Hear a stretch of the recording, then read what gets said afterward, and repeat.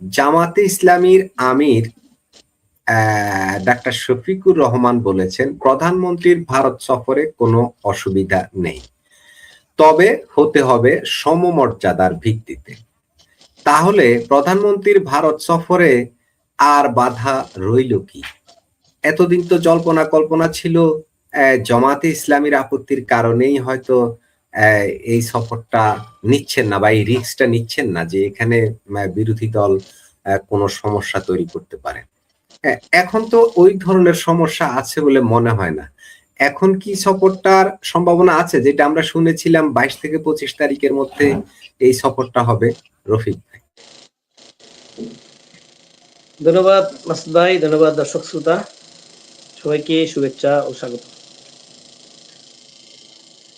দেখেন, আসলে আপনার কথাগুলি খুব সুন্দর একটা কথা বলছেন যে আমির সাহেব বলছে যে ভারত যেতে কোনো বাধা নাই যদি সমতার ভিত্তিতে আলোচনা হয়। দেখেন, এর আগে জামাতে ইসলামের যে অঙ্গ সংগঠনই বলতে পারেন, যেটা এনসিপি যে আপনার নেতা, বিরোধী দলীয় চিফ হুইপ, উনি কিন্তু বলছিল যে ভারত সফরে যেতে পারবেন না যদি শেখ হাসিনার ব্যাপারটা ফায়সালা না হয়, ফেরত মানে শেখ হাসিনার ব্যাপারে ফেরত না দিলে আপনার হবে না। তখন আমি কিন্তু ভিডিও করেছিলাম এটা নিয়ে। তখন এতটুকু বুঝি নাই যে আসলে তারা আসলে প্রচন্ডভাবে বাধা হয়ে দাঁড়াইছে। এখন আজকে তো আমাদের আমির সাহেবের একটা বক্তব্য আপনি উঠায় ধরলেন, তাহলে হয়তো মনে হয় যে আপনার এতদিন পর্যন্ত ওই তাদের একটা বাধা ছিল, বাধা যদি নাই থাকতো ভারত সফর মোটামুটি নিশ্চিত হয়ে যাওয়ার পরেও কিন্তু বাতিল হয়ে গেল। যদিও আজকে আমাদের পররাষ্ট্র প্রতিমন্ত্রী, বর্তমান পররাষ্ট্র প্রতিমন্ত্রী মানে পররাষ্ট্র উপদেষ্টা যে ছিলেন আর কি, উনি কিন্তু আজকে বলছে যে ভারত সফর হতে পারে যে কোনো সময়, আলোচনা চলতেছে কূটনৈতিক চ্যানেলে। কখন হবে সেটা তারিখটা নির্ধারিত হয় নাই, যদিও আমাদের পেপার আসছিল যে 23 তারিখে যাবে, এরপরে এর আগে শুনছিলাম 26 থেকে 28 তারিখ যাবে, 3 দিনের সফরে যাবে। এখন এটা ধরেন জামাত ইসলাম সিগন্যাল তো গ্রিন সিগন্যাল দিয়ে দিছে অলরেডি। আর নাইসরা যেহেতু আগে বলছিল যেতে পারবেন না, এতদিন যেতে পারেন নাই যেহেতু, এখানে হয়তো তাদের পক্ষ থেকে এখন সিগন্যাল অলরেডি ক্লিয়ার হয়ে গেছে যে যাবে। এই জন্য আমাদের পররাষ্ট্র প্রতিমন্ত্রী, বর্তমানে যে পররাষ্ট্র প্রতিমন্ত্রী হয়েছে গতকালকে থেকে নিয়োগ হয়েছে, উনি কিন্তু আজকে যে সাংবাদিক সাথে বলছে যেটা হলো আলোচনা চলতেছে, তাই না? তাহলে হয়তোবা নির্ধারিত হবে যে কোনো সময় আপনার যাওয়ার একটা হইতে পারে, তারিখ হয়ে যেতে পারে। আশা করা যাচ্ছে যে ভারত সফরে যাবে আমাদের প্রধানমন্ত্রী।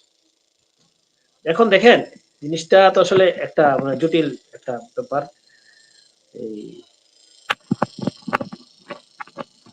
ভারত সফর আসলে তো আমাদের প্রধানমন্ত্রী যাওয়া উচিত সব পক্ষ থেকে কিন্তু বলা হচ্ছে, কারণ ভারতের সাথে আমাদের না রফিক ভাই, সব পক্ষ থেকে বলা হচ্ছে, এটা তো আপনি বলছেন সব পক্ষ থেকে বলা হচ্ছে, কিন্তু তারপরও এই সফরটা নিয়ে এত ধোঁয়াশা কেন? এই যে রাজনীতিটা হচ্ছে, এই রাজনীতিটা কি দেশের স্বার্থে হচ্ছে নাকি তাদের রাজনৈতিক স্বার্থে হচ্ছে? শুনেন, আপনি এটি তো বললাম আপনাকে যে আপনার সব পক্ষ থেকে কিন্তু ভারত সফরে যাওয়ার জন্য কিন্তু দেশের স্বার্থে আলোচনা কিন্তু এইভাবে বলতেছে, দেশের স্বার্থে যাওয়া উচিত, যেহেতু ভারতের সাথে আমাদের অনেক স্বার্থ সংশ্লিষ্ট ব্যাপার রয়ে গেছে, সেখানে যাওয়া উচিত। এটা কিন্তু বারবারই সবার পক্ষ থেকে বলতেছে এবং আমাদের সরকারের পক্ষ থেকে কিন্তু বলা হইতেছে যে ভারতে যাবে।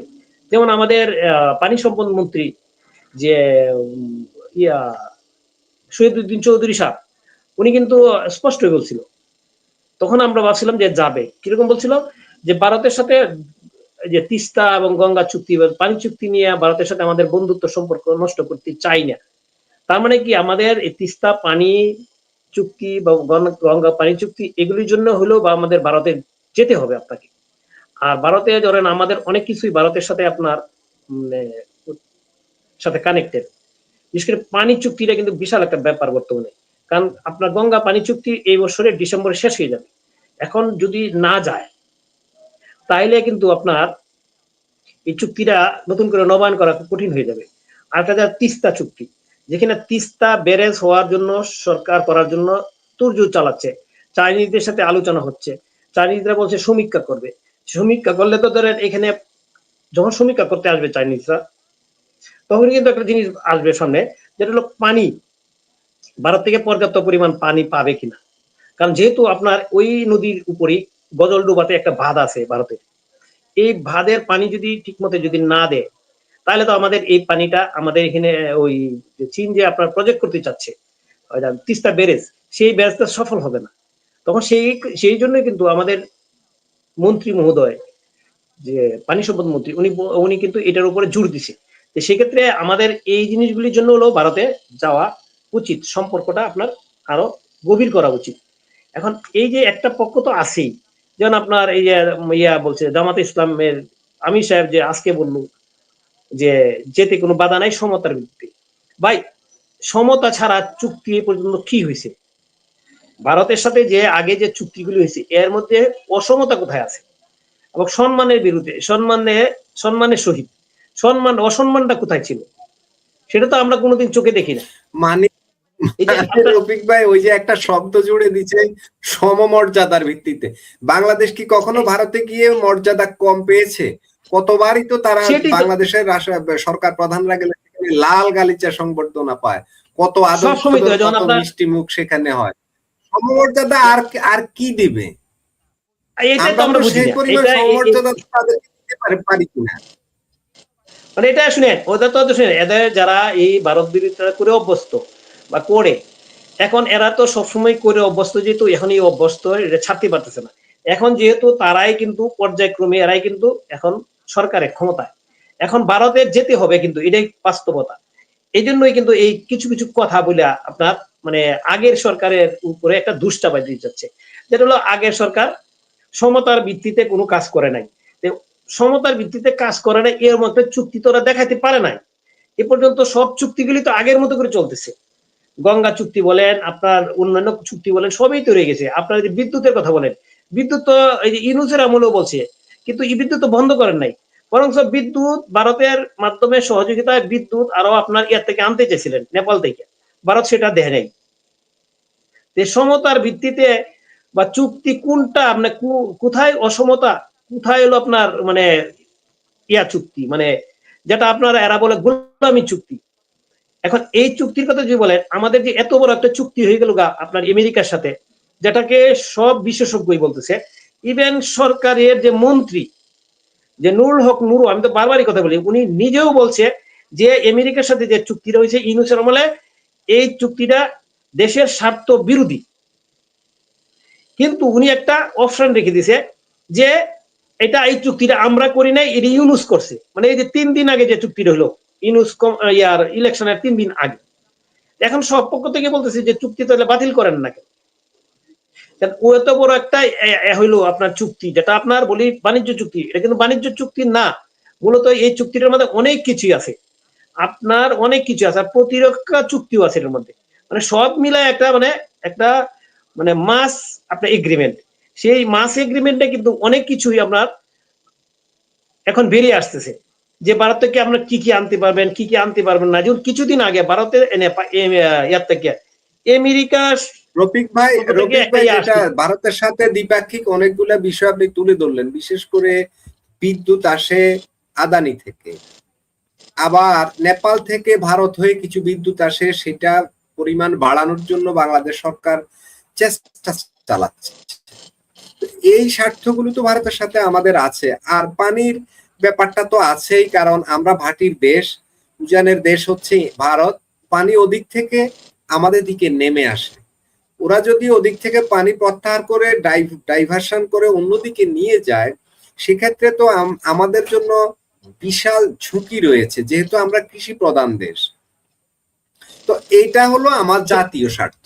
এখন আপনার স্থানীয় রাজনৈতিক স্বার্থ বিবেচনায় যদি জাতীয় স্বার্থ জলাঞ্জলি দেওয়া হয়, তাহলে কি 18 কোটি মানুষকে কি তারা কি জিম্মি করে তাদের রাজনীতি হাসিল করবে? রফিক, আচ্ছা দেখেন, আপনি বলছেন পানি চুক্তি শুধু বলছেন, আপনি অনলাইনে আছেন কিনা থাকেন কিনা আমি বলতে পারবো না, আমি তো সারাক্ষণই অনলাইনে থাকি, এই জন্য অনেকগুলি জিনিস আছে, সেগুলি আপনার আলোচনা করতে পারি। যেমন আমি আমার চ্যানেলে ভিডিওতে বলছি, আমার একটা চ্যানেলে যে ভিডিওটা সেটার মধ্যে বলছি, আপনি একটা 2-3 দিন যাবত একটা খবর বারবার কিন্তু আসতেছে, যেটা হলো আপনার হুঁশিয়ারি শীত, মানে গেঞ্জি বা টি শার্ট যেটা আপনি পরে আছেন, এটা এবং এই যে এটার ভিতরে যে আমরা শার্টের নিচে গেঞ্জি পরি, যেটা এই জিনিসটা, এটা হলো পাবনাতে এই জিনিসটা সবচেয়ে বেশি তৈরি হয়। পাবনাতে এটার ফ্যাক্টরি আছে আপনার 3,000-এর সামথিং বা 53,000 মতন। সেই 3,000-এর মধ্যে প্রায় 70,000 বা প্লাস আপনার শ্রমিক কাজ করে ডাইরেক্ট। এখানে 2,000 ফ্যাক্টরি অলরেডি বন্ধ হয়ে গেছে গা। 40,000 প্লাস আপনার শ্রমিকের আপনার কর্মসংস্থান অলরেডি লস হয়ে গেছে, মানে চাকরি নাই। এবং এটা কেন হয়েছে? এটা হয়েছে অলরেডি, আপনি গতকালকেও মিডিয়াতে আসছে, এটা এর 2 দিন আগেও আসছে, 3 দিন আগেও আসছে, যে ভারতের সাথে আমাদের এই ব্যবসাটা বন্ধ হয়ে গেছে। এই ব্যবসাটা ম্যাক্সিমাম ব্যবসাটাই ভারতের সাথে, একটা বিশাল ব্যবসা ছিল ভারতের সাথে, যেটার প্রতি মাসে ব্যবসা হতো 150 লাখ কোটি টাকা। এটা এই হিসাবে দিছে। এখন আমরা ওইভাবে ডাইভার্ট করি নাই। রফিক ভাই, এই নিউজটা সম্পর্কে একটু আপনাকে দেই আমি, যেটা আমি এই নিউজটা যেভাবে পেয়েছি সেটা হচ্ছে, এই যে হুঁশিয়ারির যে ইয়েগুলো তৈরি হয়, এগুলো আপনি যেটা বললেন যে ভারতের উদ্দেশ্যেই তৈরি হয় এবং ভারতীয় ক্রেতারাই ওগুলো নেয়, এখানে বিশাল একটা বাণিজ্যের বিষয়, ব্যবসার বিষয়। এখন স্থল বন্দর দিয়ে এই পণ্যগুলো ঢুকতে ভারতের নিষেধাজ্ঞা আছে, সে কারণে মালগুলো যেতে গেলে অনেক দূর ঘুরে যেতে হয়, দাম বেশি পড়ে। এখন ভারতীয় ক্রেতারা ওই উচ্চ মূল্যে এগুলো কিনবে না, এই কারণেই ওই কারখানাগুলো সেখানে বন্ধ হয়ে যাচ্ছে। জি রফিক। এই কথা, আমি তো এই কথাটাই আসতেছিলাম, যে কেন এটা বন্ধ হয়ে গেছে সেটাতে আসতেছিলাম, যে এটা বন্ধ হয়ে গেছে শুধু আপনার স্থলপথে, ইউনুসের আমলে যে স্থলপথে ভারতে প্রোডাক্ট এক্সপোর্ট করা, এটা কিন্তু বন্ধ আছে, ইউনুসের আমল থেকে বন্ধ আছে। স্থলপথে কোনো প্রোডাক্ট এক্সপোর্ট করতে পারবেন না, ভারতে পাঠাইতে পারবেন না। এখন যে স্থলপথে পাঠাইতে মাত্র লাগে হলো আপনার 2 থেকে 3 দিন লাগে, আর এখন এটা যাইতে হয় আপনার সমুদ্রপথে, সেটার জন্য সময় লাগে 25 থেকে 30 দিন। এবং এই যে হুঁশিয়ারি শিল্পের যারা মালিকরা আছে, আমি নিজের সাক্ষাৎকার শুনছি, তারা বলতেছে যে দয়া করে এটা সরকারকে আবেদন জানাচ্ছে যে এটা যে উইথড্র করার জন্য, উইথড্র না করলে আমাদের টোটাল এই যে ফ্যাক্টরিগুলি সব বন্ধ হয়ে যাচ্ছে। অলরেডি আপনার 3,000-এর মধ্যে 2,000 ফ্যাক্টরি বন্ধ হয়েছে, শ্রমিক ছাঁটাই হয়েছে 40,000 প্লাস। এখন এই যে এরকম এই যে দুইটা জিনিস সামনে আসছে, আপনি যে পানি আরেকটা চুক্তির আছে কথা রফিক বললেন, ভাই, আরেকটা স্মরণ করাই দিই আপনাকে, ট্রান্সশিপমেন্ট, যেটা ভারত হয়ে বাংলাদেশের পণ্যগুলো যেত ইউরোপের বাজারে, সেই ট্রান্সশিপমেন্ট সুবিধাটাও ইউনুসের সময় ভারত সরকার বাতিল করে দিয়েছে। এখন ওই সুবিধাটা আমরা পাচ্ছি না। মানে আমরা তো, আমাদেরকে বলা হচ্ছে যে দেশই বিক্রি করে দিয়েছে, পরে আমরা দেখলাম যে না, ভারত আমাদেরকে অনেক সুবিধা দিচ্ছিল, ওগুলো বন্ধ করার কারণে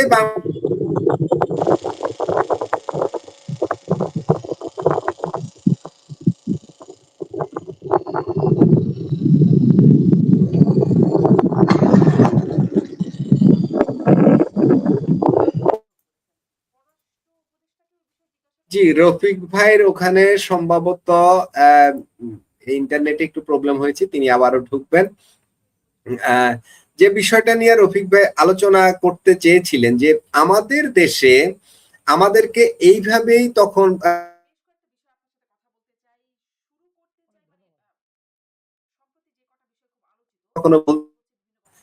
এবং ওই বক্তব্যের শেষে তিনি বলেছেন তাদের নিরাপত্তা দিয়েছি, মানে পূর্ব দিক থেকে তারা নিরাপদ ছিল, যে এদিক থেকে তাদেরকে কেউ কখনো আক্রমণ করবে না, কিংবা কোনো ধরনের জঙ্গি তৎপরতা, সন্ত্রাসী তৎপরতা, কিংবা ভারতের ভিতরের কিছু বিচ্ছিন্নতাবাদী গোষ্ঠী আছে, ভারতের 7 সিস্টেম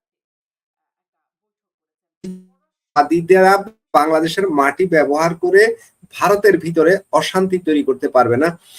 এই কাজটা 17 বছর ধরে তখনকার সরকার এটাই করেছে, যে ভারতকে নিরাপদ রেখেছে এই অঞ্চলে, যে আপনি এদিক নিয়ে আপনাকে ভাবতে হবে না, আমরা এটা দেখছি। এবং এর বিনিময়ে ভারত বাংলাদেশকে বেশ কিছু সুবিধা দিয়েছে, আবার বিনিময়ে বাংলাদেশের কাছ থেকেও তারা কিছু সুবিধা নিয়েছে, যেগুলোকে বলা হচ্ছে সম সুবিধা। আবার বাংলাদেশের ভিতর দিয়ে ভারতের বিদ্যুৎ লাইন যেটা সেভেন সিস্টারে যাওয়ার কথা, সেটা যাওয়ার বিষয়ে আমার তৎকালীন পররাষ্ট্রমন্ত্রী আব্দুল মোমেন তিনি বলেছিলেন যে আমরা ভারতকে বলেছি তোমরা বিদ্যুৎ এদিক দিয়ে 400 মেগাওয়াট 4000 মেগাওয়াট বিদ্যুৎ এদিক দিয়ে নেও, আমাদেরকে 1000 দিবা, আমরা টাকা দেব, মানে ন্যায্য মূল্য দেব। ভারতকে এটা নিয়ে তখন আলোচনা হচ্ছিল, ওই বিদ্যুৎ লাইনটা তখন হয়নি, এখন তো সেটা টোটালি বন্ধ। এরপরে রেল টেল নিয়ে নানা বিষয় আছে, সেগুলো একক ভারত সুবিধা নিয়েছে এ কথা বলা যাবে না, বাংলাদেশেরও সুবিধা ছিল। এটাই হচ্ছে সমতা। এখন আমাদের দেশের যে বিরোধী দল তারা যে বলল যে সমতার ভিত্তিতে কি কি করবে তারা, প্রধানমন্ত্রী ভারত সফর করতে পারেন সমমর্যাদার ভিত্তিতে। সমমর্যাদার ব্যাখ্যাটা কি? সমমর্যাদার কি কম হয়? বাংলাদেশের সরকার প্রধানরা ভারতে গেলে কি মর্যাদা কি খুব কম হয়? তাদেরকে কি মাটিতে বসতে দেয়? তাদেরকে কি আদর কদর করে না? তারা যতটা সম্মান, অন্য দেশ যতটা সম্মান পায়, বাংলাদেশের সরকার প্রধানরাও ঠিক সেম পরিমাণ সম্মান পায়। কারণ ওই যে বলা হয় না যে ভারত এমন একটা ম্যাচিউরড কান্ট্রি, তাদেরকে কিছু শেখাতে হয় না, তারা যুগ যুগ ধরেই ম্যাচিউরড। তাদের রাজনীতি, তাদের কূটনীতি, তাদের এগিয়ে চলা এর মধ্যে এমন সুন্দর রয়েছে, তারা কাউকে হুমকি দেয়।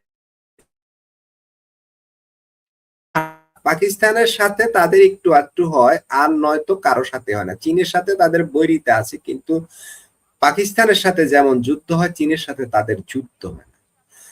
চীনও কারো সাথে যুদ্ধ করতে চায় না, কারণ চীন এবং ভারত চায় অর্থনৈতিক সমৃদ্ধি। তাদের দেশ, তাদের জাতিটাকে একটা উন্নত জাতিতে, উন্নত অর্থনীতির দেশে নিয়ে যাওয়ার জন্যই তারা লড়াইটা করে যাচ্ছে। যুদ্ধ করলে কি হয়? অর্থনীতি ক্ষয় হয়, জনবল ক্ষয় হয়, অস্ত্র ক্ষয় হয়। মূলত যুদ্ধ কখনো কোনো দেশের জন্য মঙ্গল বয়ে আনে না। এই যে যুদ্ধ যুদ্ধ খেলতে খেলতে পাকিস্তানের মতো একটা সমৃদ্ধশালী রাষ্ট্র এখন ফকিন্নি রাষ্ট্রে পরিণত হয়েছে। তারা একটা সময়ে ভারতের চেয়েও অর্থনীতিতে স্ট্রং ছিল, বাংলাদেশ তো তাদের কাছে কিছুই ছিল না। এখন পাকিস্তানের পরিস্থিতিটা কি? বাংলাদেশের চেয়েও অনেক নিচে অবস্থান করে পাকিস্তানের অর্থনীতি। কেন করে? যুদ্ধ, শুধু যুদ্ধের কারণে। ভারত সবসময় যুদ্ধ এড়িয়ে চলার চেষ্টা করে, কিন্তু পাকিস্তানের খোঁচানোর কারণে, বারবার হুমকির কারণে এবং বারবার তাদের দেশের ভিতরে সন্ত্রাসী হামলার কারণে তারা পাকিস্তানের সাথে কম বেশি যুদ্ধ করতে হয়। তবে দীর্ঘ করে না, কারণ তারা চিন্তা করে যে আমার দেশের ক্ষতি হচ্ছে। সে কারণে ভারত সবসময় চায় আলাপ আলোচনার মাধ্যমে সমস্যাগুলো সমাধান করতে।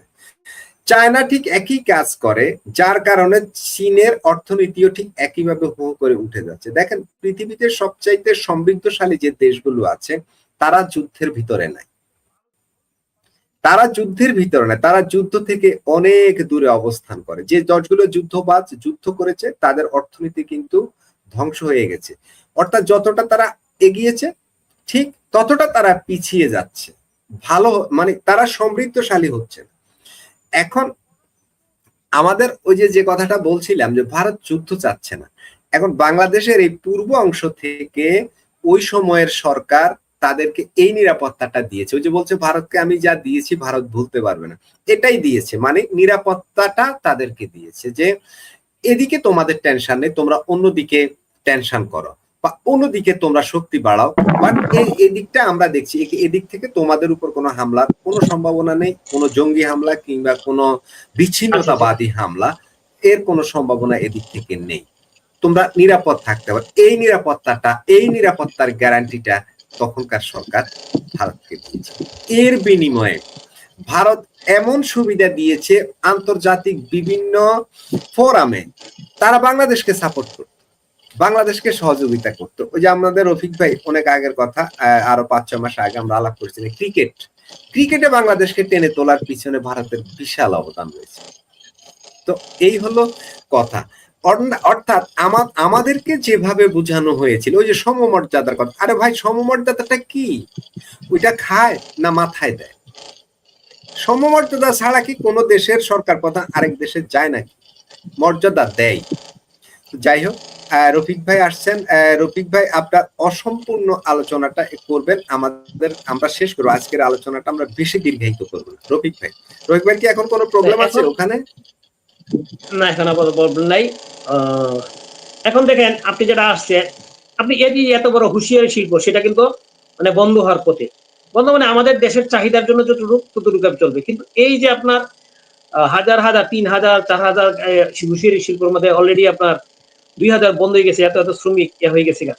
এইগুলি আপনার তাহলে এর কি হবে? এবং ওরা কিন্তু আহ্বান জানাইছে সরকারকে এটার ফয়সালা করার জন্য। এখন যদি ফয়সালা যদি করতে হয়, আপনার সাথে যদি আমার যে স্বার্থ জড়িত, সেখানে কিন্তু আমাদেরই আগে যাওয়া উচিত।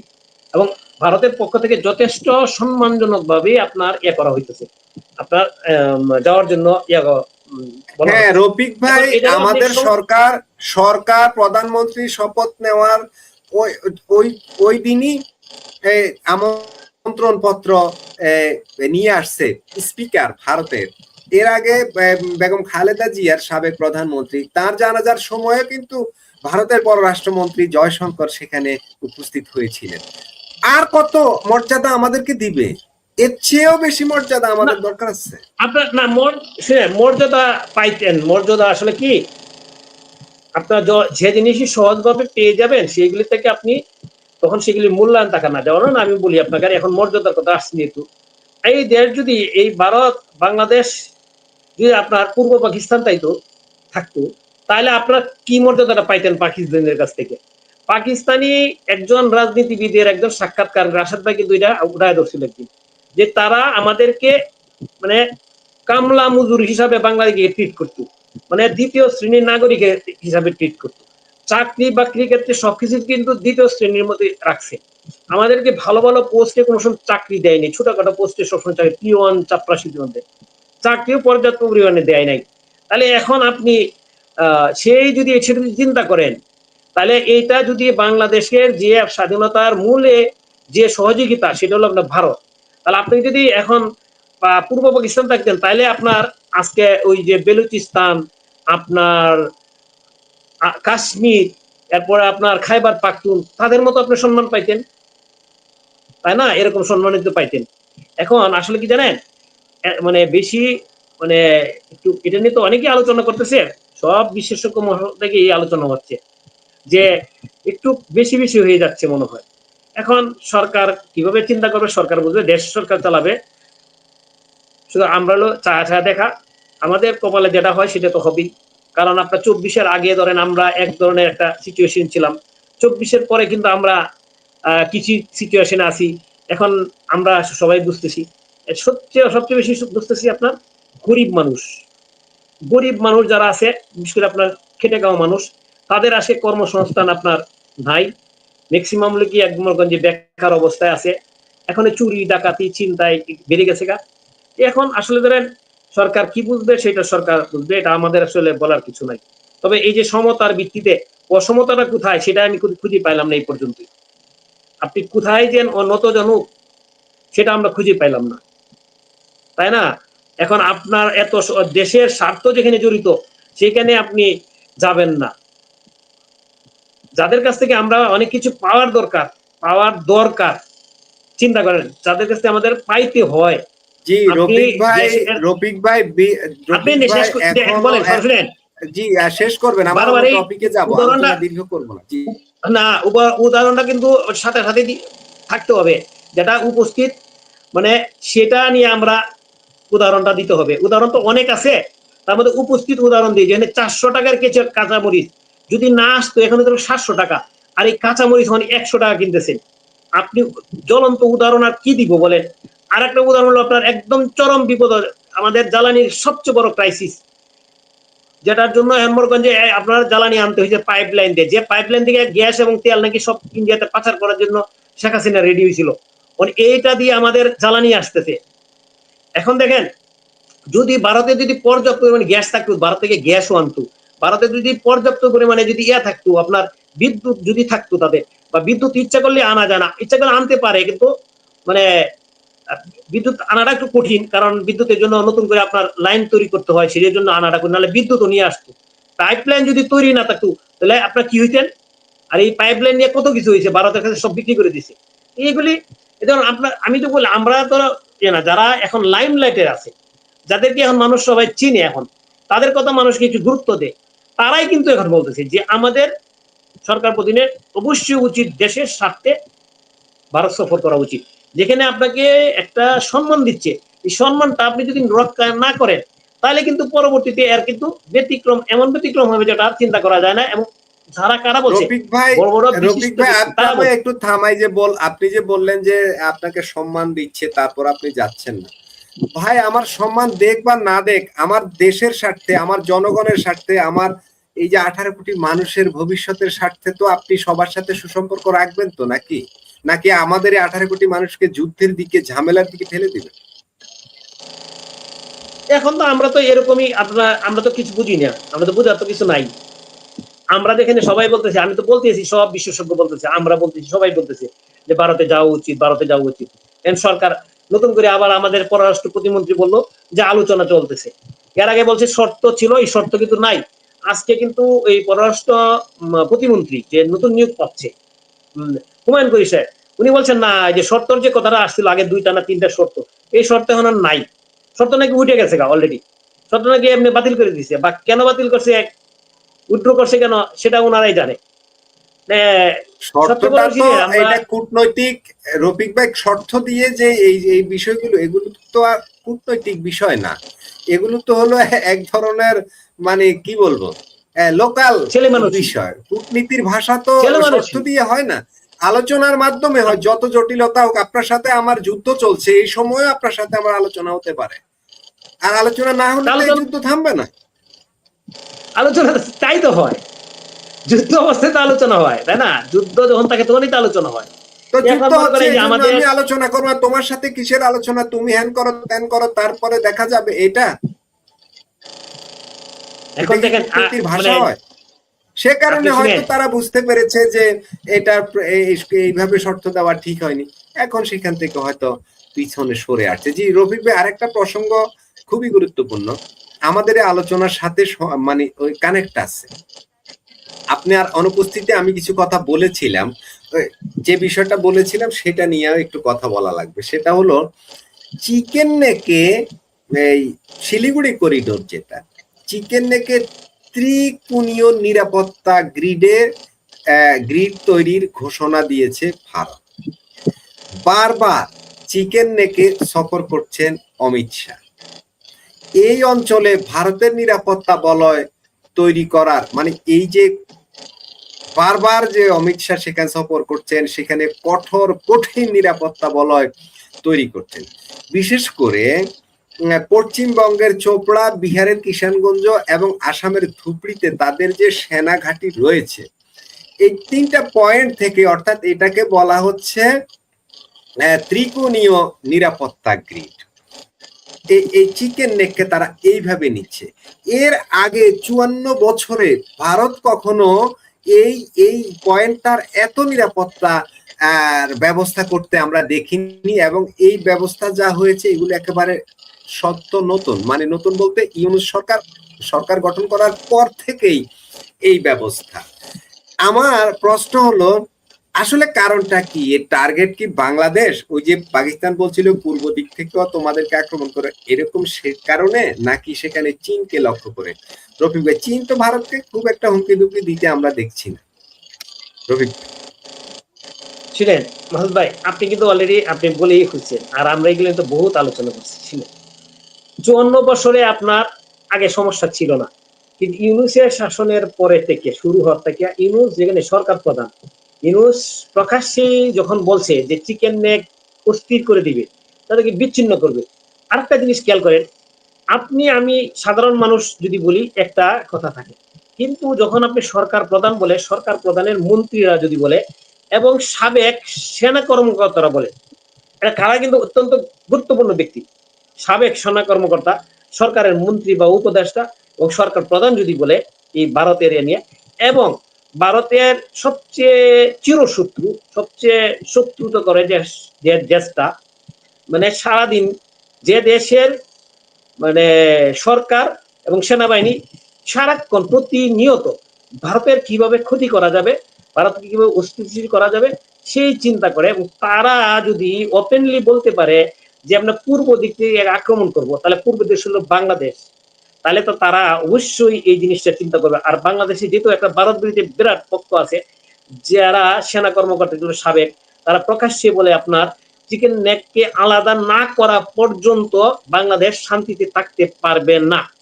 খেয়াল করেন কথাটা, চিকেন নেককে যদি বিচ্ছিন্ন না করা হয় তাহলে বাংলাদেশ কখনো শান্তিতে থাকতে পারবে না, শান্তি পাবে না। এটা হলো সাবেক সেনা কর্মকর্তাদের ভাষ্য। তারা যদি এই কথাটা বলে তাহলে ভারত তো তার নিজস্ব আপনার নিবে, অবশ্যই সিকিউরিটির ব্যাপারটা নিবে না, অবশ্যই সিকিউরিটির ব্যাপারটা নেবে। এটা তো আপনি অন্যভাবে দেখার কোনো সুযোগ নাই। এবং এটা ভারত, এটা আমি দেখতেছি যেটা একদম মানে তাদের যে কাজটা করতেছে আমার কাছে, তারা কিন্তু সতর্কতামূলক যে কাজ করতেছে তাদের দেশের স্বার্থে, জনগণের স্বার্থে, এটা কিন্তু তারা মানে সঠিক কাজটাই করতেছে। কারণ যেহেতু আপনি যদি বারবার হুমকি দেন, আমরা ভারতের সাথে যদি তুলনা করেন সামরিক বা অন্যান্য অর্থনৈতিক সব দিকে চিন্তা করেন, তাহলে কিছুই না ভারতের কাছে। এরপরও যদি আমাদের পক্ষ থেকে যদি এরকম আপনার বিবৃতি আসে, এরকম ওপেন বক্তৃতা আসে, তাহলে তো তারা চিন্তিত হবে না।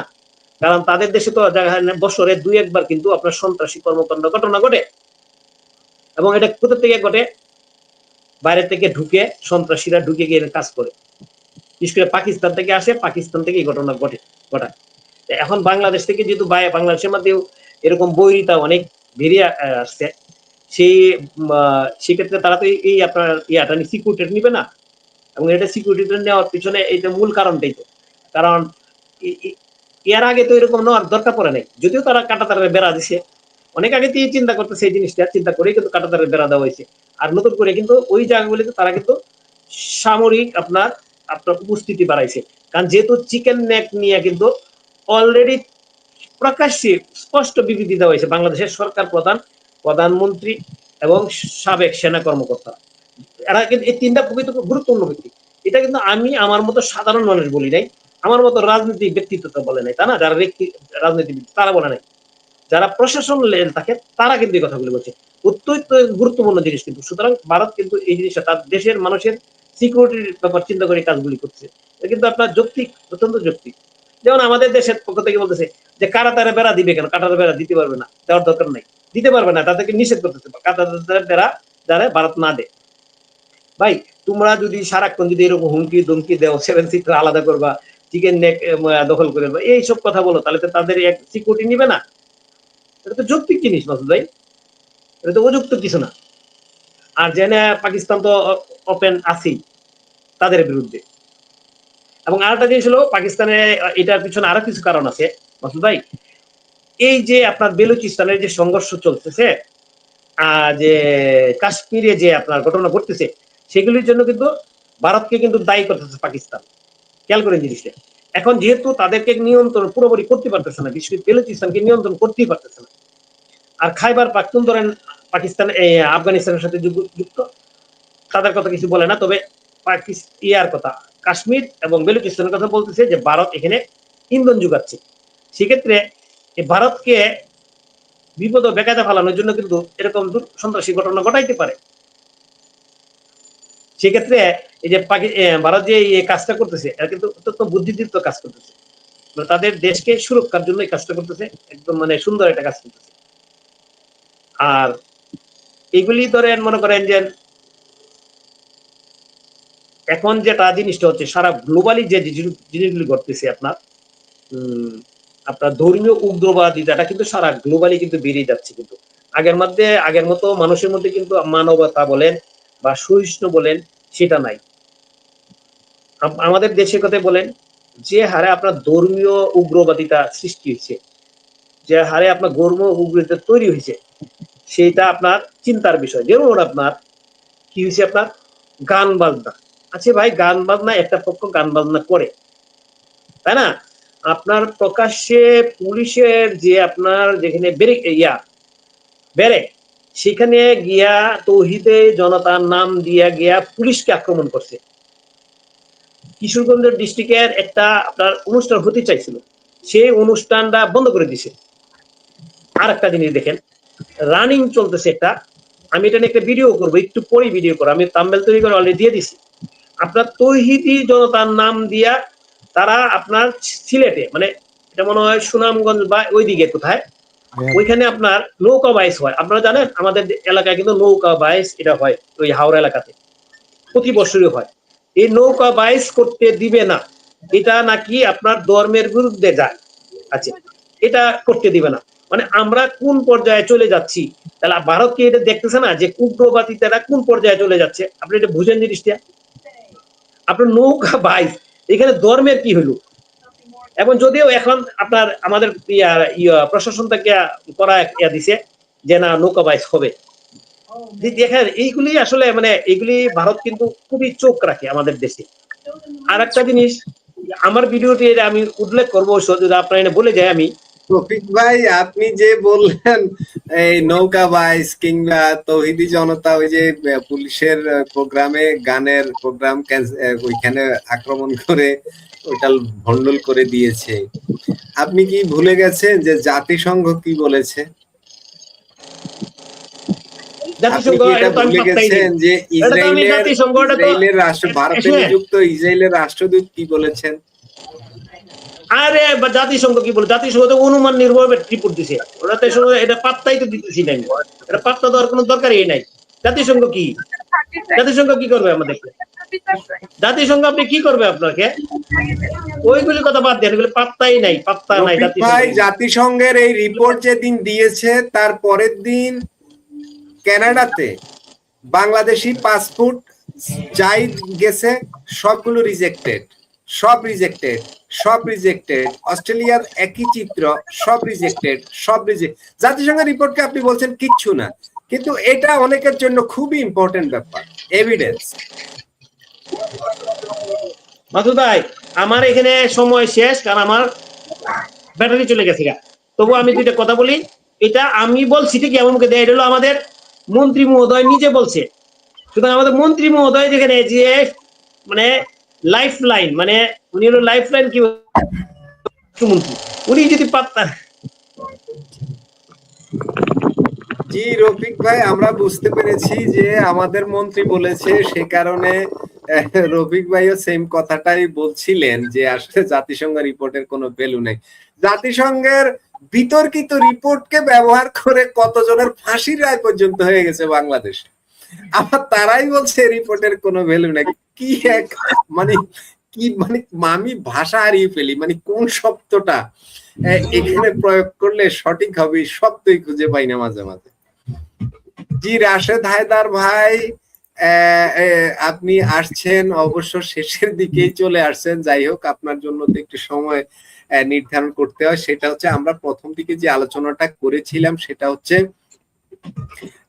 জামাতে ইসলামের আমির ডাক্তার শফিকুর রহমান বলেছেন প্রধানমন্ত্রীর ভারত সফরে কোনো অসুবিধা নেই, তবে হতে হবে সমমর্যাদার ভিত্তিতে।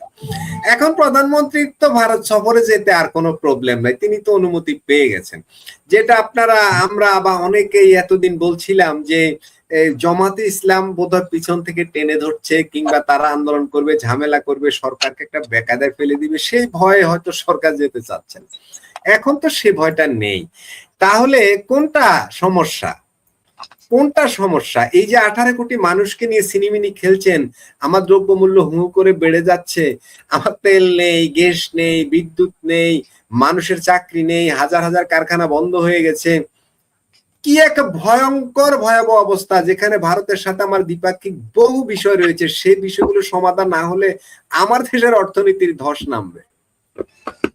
তারপরেও তারা কেন যাচ্ছে না? প্রধানমন্ত্রী কেন সেখানে যাচ্ছে না? এটা কি তার একান্তই তার রাজনৈতিক সিদ্ধান্ত, নাকি 18 কোটি মানুষের ভাগ্য নিয়ে, জীবন নিয়ে, জীবিকা নিয়ে সিনেমিনি খেলছেন তারা? রাশেদ হায়দার ভাই সংক্ষেপে 2-3 মিনিট, আমরা অন্য প্রসঙ্গে আবার চলে যাব। ধন্যবাদ মাসুদ ভাই। ওই যে আপনি যেটা বললেন যে আমি এটা সকালে দেখলাম যে জামাত নেতা বললেন যে বাধা নেই, তার মানে এতদিন আমরা যেটা বলছি যে জামাত এনসিপি মৌলবাদীদের বাধার কারণে যাইতে পারছে না, সেটার প্রমাণ তিনি নিজেই দিলেন, এখানে আমার বলার আর কিছু নেই। এরপরে এখন কখন দিলেন জানেন? যখন আবার তারেক রহমান অন্যান্য ওদের আবার এটিম বিটিম সিটিম আছে, সিটিমের কথা এই মুহূর্তে বলতেছে, এই ধরেন 15-20 মিনিট আগ থেকে, যে শেখ হাসিনাকে ফেরত না দিলে তারেক রহমান ভারত যাবেন না। ঠিক আছে, ঘুরে ফিরে ওই এক জায়গায়, ভারত যাবে না। এতে আপনার গ্যাস বন্ধ হোক, পানি বন্ধ হোক, বিদ্যুৎ বন্ধ হোক, মানুষ হাজার হাজার মরে যাক, তাতে কোনো সমস্যা নেই।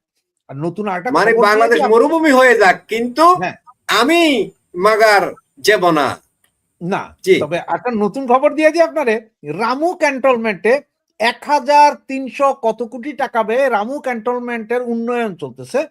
সেটা 10ম পদাতিক ডিভিশনে যারা ওখানে আছেন ওনাদের আবাসন মাবাসন এগুলা করতে হবে, মানে অবসরে গেলে আবাসন টাবাসন দিতে হবে না, ওখানে সমুদ্রে পারে টারে বিচ এলাকায়, এই কাজের জন্য। দেশে গ্যাস নাই, বিদ্যুৎ নাই, মানুষ খাদ্য কিনতে পারতেছে না, হাজার হাজার শিশু হামের টিকার অভাবে মরে। সেইখানে এই আর্মি ক্যান্টনমেন্টের ভিতরে আবার 1000 কত কোটি টাকা ব্যয়ে আবাসন প্রকল্প, উন্নত ট্যাঙ্ক কিনে। আমার দেশের সেনাবাহিনী যুদ্ধ করে কোথায়? যে চিটাং এর রামুতে এই ক্যান্টনমেন্টের আধুনিকায়ন করবে, যুদ্ধ বিমান কিনবে, ট্যাঙ্ক কিনবে কইতেছে, সেই জায়গার অলরেডি 70% দখল করে রেখে দিছে রোহিঙ্গারা। অলরেডি আরাকান আর্মি ঘোষণা দিছে সেন্ট মার্টিন আমাদের, আমরা নিয়ে যাব, তোমার সরকারকে বলো কিছু পারলে করতে। এটা গতকালকে থেকে এই ভিডিও 6 লাখ সারা বাংলাদেশে, ওদের টিভি চ্যানেলেই বলছে। এরপরও সরকার ওই শুধু একটাই জুজুর ভয় যে আওয়ামী লীগ মনে হয় চলে আসবে, শেখ হাসিনা আইসা যাইতেছে, ঠেকাও শেখ হাসিনা, ঠেকাও আওয়ামী লীগ, ঠেকাও ভারত, ঠেকাও ভাই সবকিছু।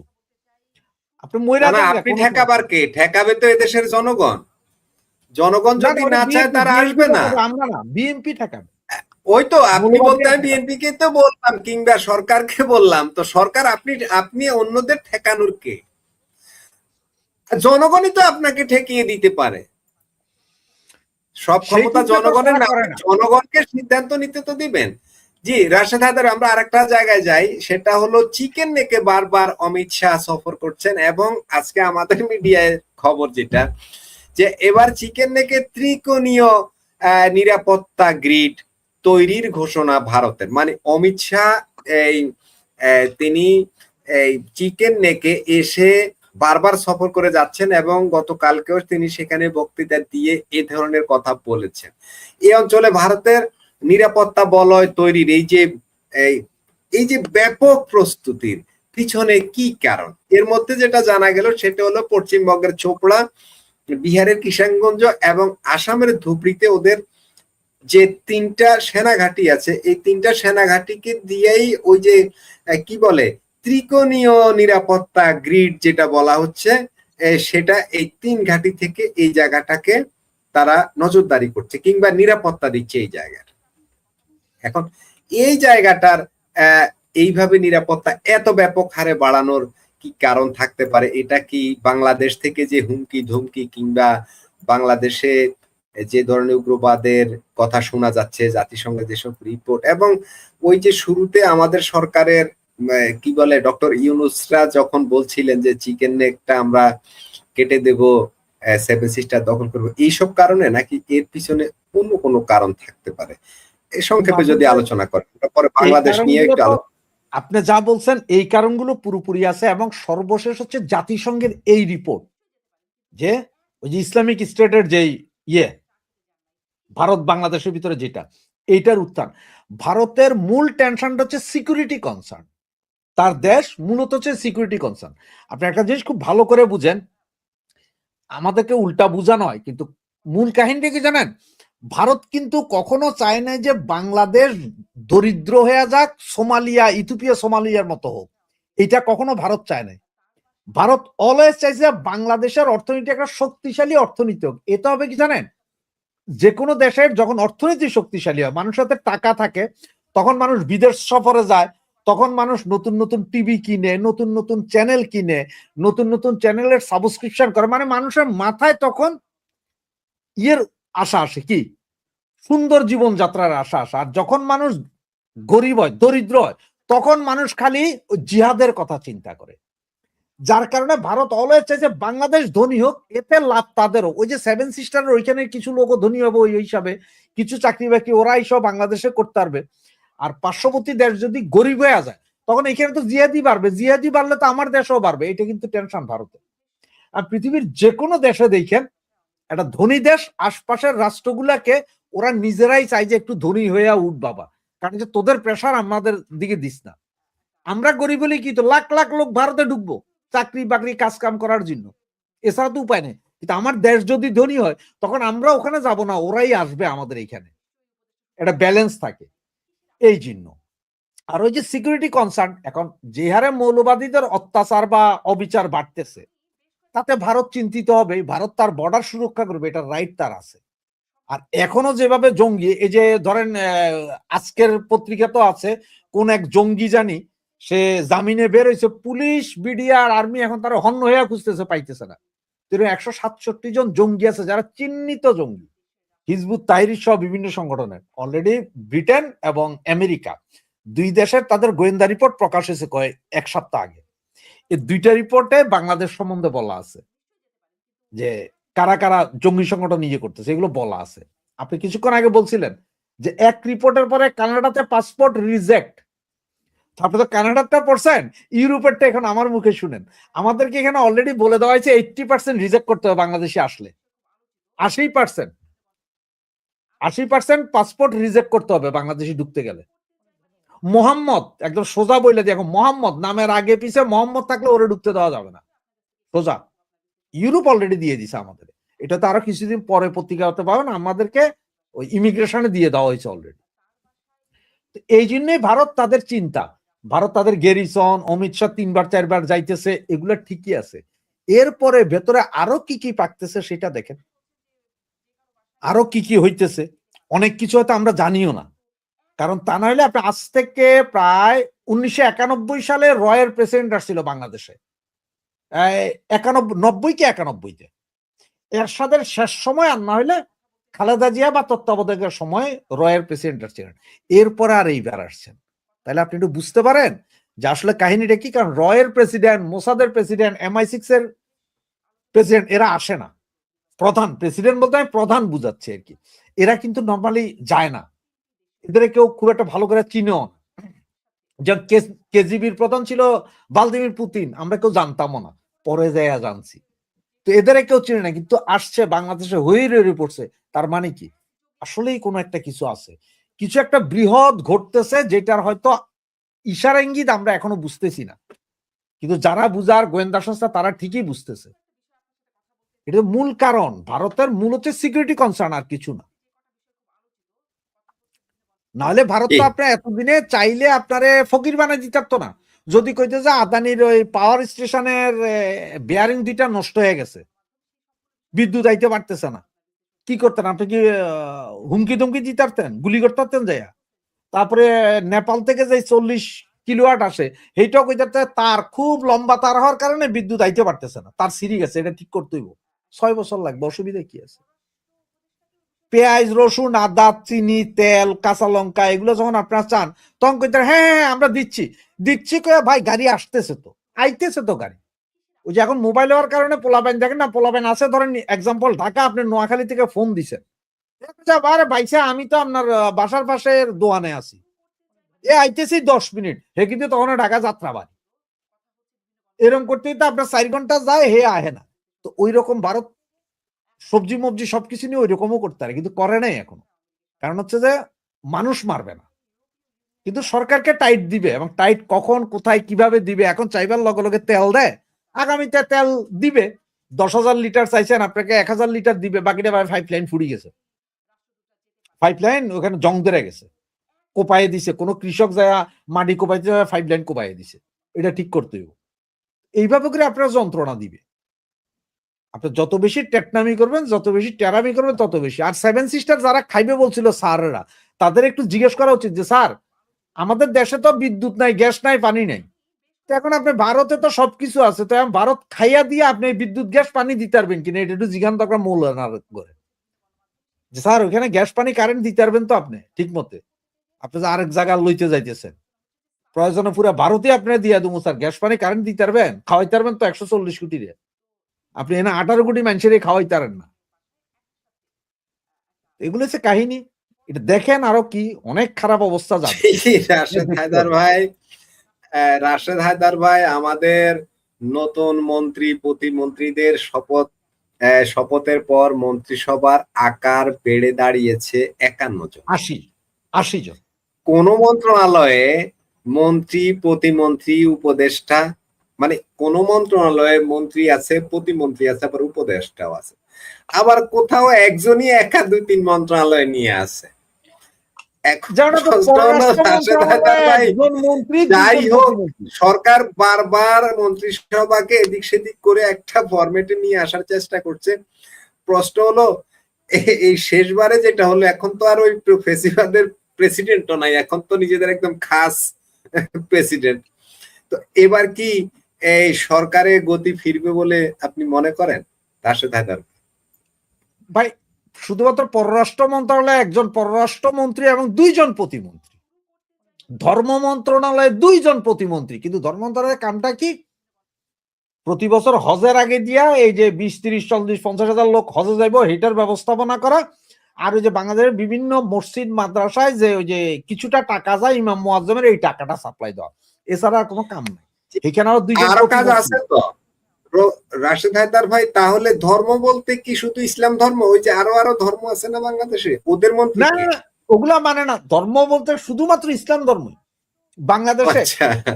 এখন কোনো ধর্ম নাই, কারণ হচ্ছে এরা এখন যারা যারা বানাইছে, যেমন এক বেটা যে দাঁড়িয়ালের নামটা জানি কি, নতুন মন্ত্রী হইছে, হে কইছিল সংসদে দাঁড়াইয়া যে এই রাষ্ট্রের মধ্যে মুসলমান, হিন্দু, বৌদ্ধ, খ্রিস্টান থাকে, ওদের ধর্ম আছে, রাষ্ট্রের তো কোনো ধর্ম নাই, রাষ্ট্র তো মানুষ না।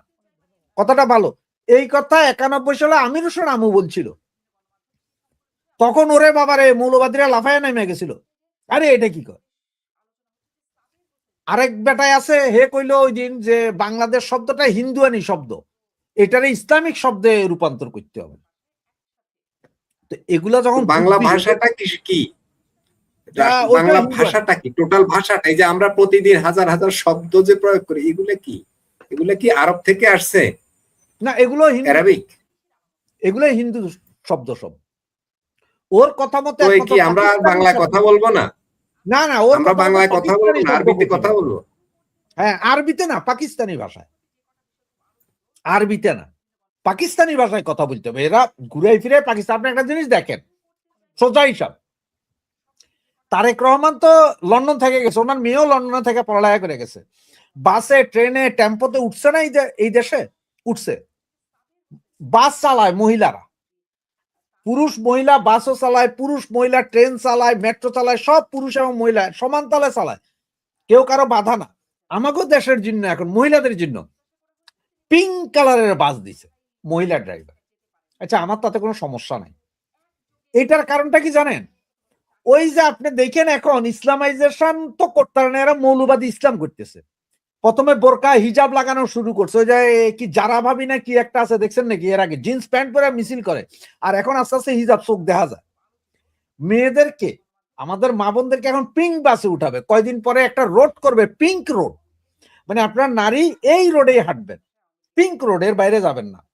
পিঙ্ক মাদ্রাসা, pink school, pink college, pink market, সব পিঙ্ক। মানে এটা হচ্ছে কি জানেন, ডিভাইডেশন করে দিতেছে যে মহিলারা মহিলাই, আপনারা পুরুষ সমকক্ষ হইতে পারবেন না, আপনারা চাকরি বাকরি কোনো কিছুই করতে পারবেন না। ওই যে এক মৌলানা কইছিল না, আপনারা ঘরের ফার্নিচার মুছবেন আর খালি সাইজা গুজা জামাইয়ের জন্য বইয়া থাকবেন, এতেই আপনাদের জান্নাত। তো মহিলাদেরকে যে ভাগ করে দিতেছে, এটা এখনো বঙ্গু মুসলমান বুঝতেছে না, এদের বুঝার কোনো ক্যাপাসিটি নাই। কয়দিন পরে কইব যে মেয়েদের ওই আফগানিস্তান, যে মেয়েদের পড়ালেখারও দরকার নাই, এরা পড়ালেখা করে কি করব? ওই যে আমাদের নবীর বউয়েরা একজনও তো পড়ালেখা করে নাই, সব তো বকলম ছিল, সুতরাং এরাও পড়ালেখা করে কি করব?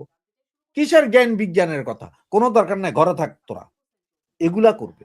তো এগুলা করার জন্য সেই এখন আইএস আছে, এটা যখন কইছে জাতিসংঘ, এখন কাজে কয় এটা হচ্ছে যে উর্বর মস্তিষ্কের চিন্তা জাতিসংঘের।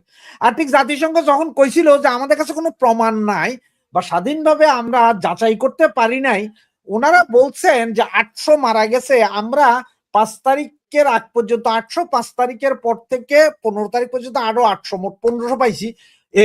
এই রিপোর্ট সত্য, জাতিসংঘের লাগাও ফাঁসি একের পর এক। আর এখন যখন কিছু মৌলবাদ দিয়েছে কথা না, এটা তো ওনাদের মাথা খারাপ।